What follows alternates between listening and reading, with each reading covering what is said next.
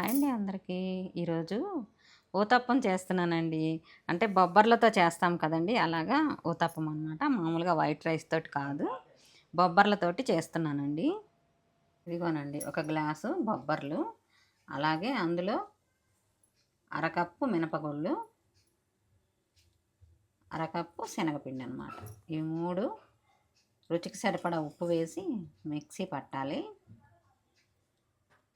ఇదిగో మిక్సీ జార్లో వేస్తున్నాను.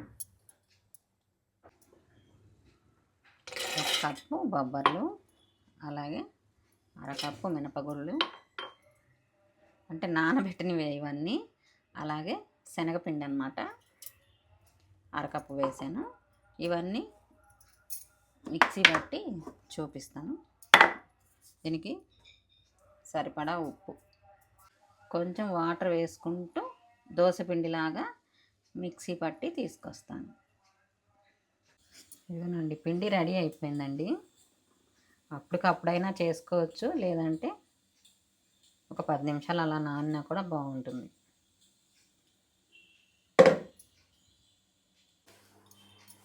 పెనం పెట్టానండి, అంటే దోశ తవ్వ పెట్టాను.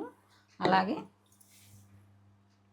దాని మీద కొంచెం ఆయిల్ వేసి ఇలాగ రఫ్ చేసుకోవాలి.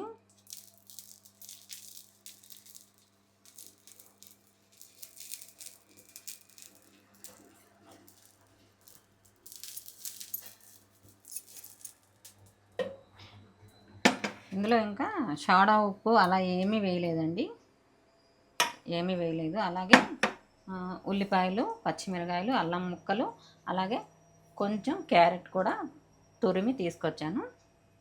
ఊతప్పం కదా, ఇవన్నీ వేస్తే బాగుంటుంది.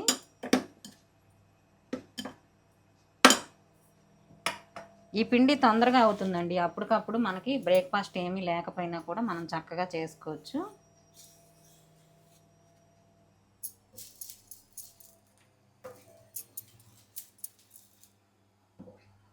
ఎక్కువ నానాల్సిన అవసరం ఏమి ఉండదండి. ఓ 10 నిమిషాలు నానబెట్టుకుంటే నానబెట్టుకోవచ్చు, మెత్తగా వస్తాయి.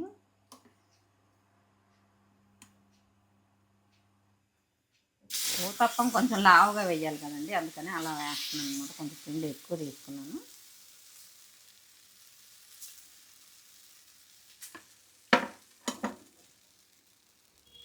అలాగే ఉల్లిపాయలు, పచ్చిమిరకాయలు, అల్లం ముక్కలు కూడా దీని మీద యాడ్ చేస్తున్నాను. కొంచెం క్యారెట్,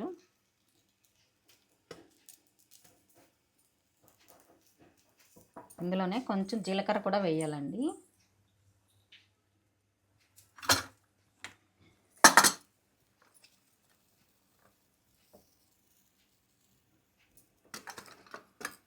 ఇందులో జీలకర్ర కూడా యాడ్ చేశాను. ఆయిల్ వేసుకోకపోయినా కూడా పర్వాలేదు, లేదంటే కొంచెం ఇలాగ ఆయిల్ కానీ నెయ్యి కానీ వేసుకోవచ్చు, బాగుంటుంది టేస్ట్.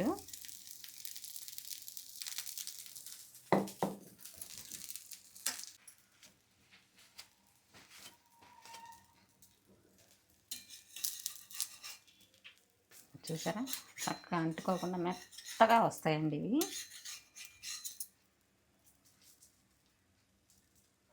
కొంచెం ఇటు తిప్పి కొంచెం ఫ్రై చేసుకుంటే ఇవి కూడా చక్కగా ఫ్రై అవుతాయి, చాలా బాగుంటుంది. కలర్ మాత్రం బాగోదండి. కలర్ ఇలా ఉంటుందన్నమాట. మామూలుగా మనం వైట్ రైస్తో అలా చేసుకుంటే వేరేలాగా ఉంటుంది కదా, అంటే వైట్గా ఉంటుంది.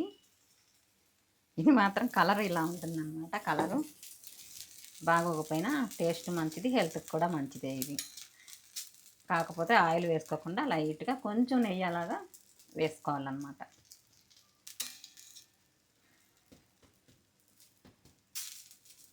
కొంచెం ఫ్రై అవ్వనిద్దామండి. ఇది అయితే రెడీ అయిపోయిందండి, తీసేసి ప్లేట్లో పెట్టేస్తాను. కొంచెం ఫ్రై అవుతే బాగుంటుంది అన్నమాట. అలాగే ఇంకొకటి చేద్దాము.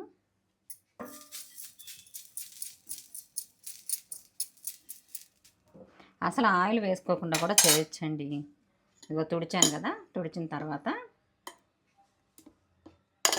స్టవ్ కాక ఎక్కువైంది, స్టవ్ అయితే ఆపేసానండి. వేడి ఎక్కువైందనమాట, బాగా వేడి వచ్చేసింది, తగ్గించేసాను. ఈ పెనం ఏంటంటే ఒక మేడం బాగా కొంచెం ఎక్కువగా వాడి ఇవ్వండి అన్నారు, అందుకని ఇది వాడుతున్నాను అన్నమాట.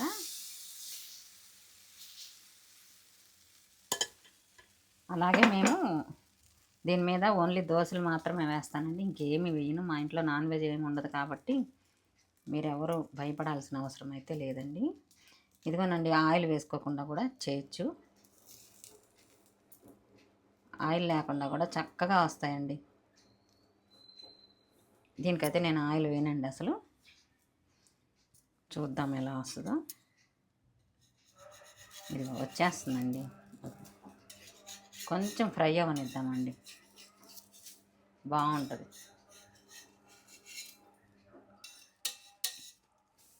జీలకర్ర మర్చిపోయాను, కొంచెం జీలకర్ర యాడ్ చేస్తానండి. జీలకర్ర కూడా ఉంటేనే బాగుంటుంది, మనకి హెల్త్కి కూడా మంచిదే, తొందరగా కడుపులో అరుగుతుంది అనమాట ఏదైనా తిన్నా కానీ జీలకర్ర ఉంటే.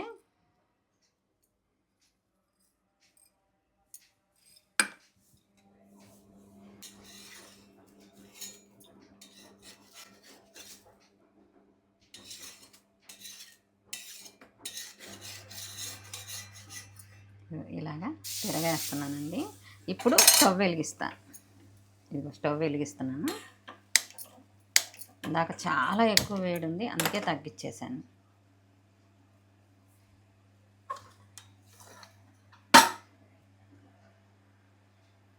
ఏమీ ఆయిల్ వేయలేదు, ఆయిల్ అయితే అస్సలు వేయలేదండి. తుడిచేసాను, పెనం తుడిచేసి ఇలాగా ఊతప్పం వేసాను అనమాట. కొంచెం ఫ్రై అయితే బాగుంటుందని ఇలాగ ఫ్రై అవ్వనిస్తున్నాను. ఆ సౌండ్ ఏంటి అనుకుంటున్నారా, వాషింగ్ మిషన్ వేసాను అనమాట, బట్టలు అవుతూ ఉన్నాయి.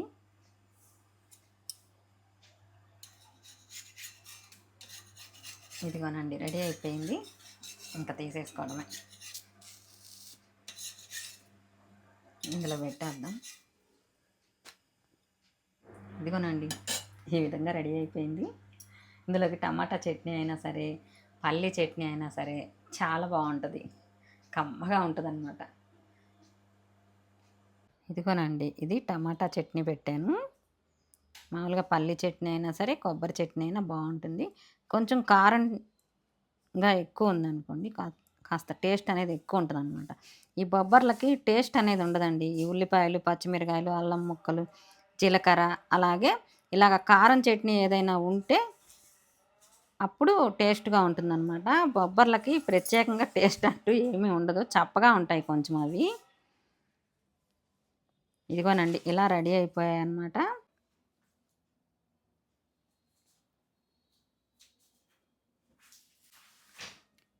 వీడియో నచ్చితే లైక్ చేయండి, షేర్ చేయండి. ఎవరైనా కొత్తగా చూస్తుంటే కనుక సబ్స్క్రైబ్ చేసుకోండి. ఏ వీడియో పెట్టినా కూడా మీకు వస్తుందన్నమాట. ఏదైనా బ్రేక్ఫాస్ట్ వీడియో పెడితే కనుక మీకు వెంటనే తెలుస్తుందండి, సబ్స్క్రైబ్ చేసుకుంటే. ఓకే అండి, ఉంటానండి.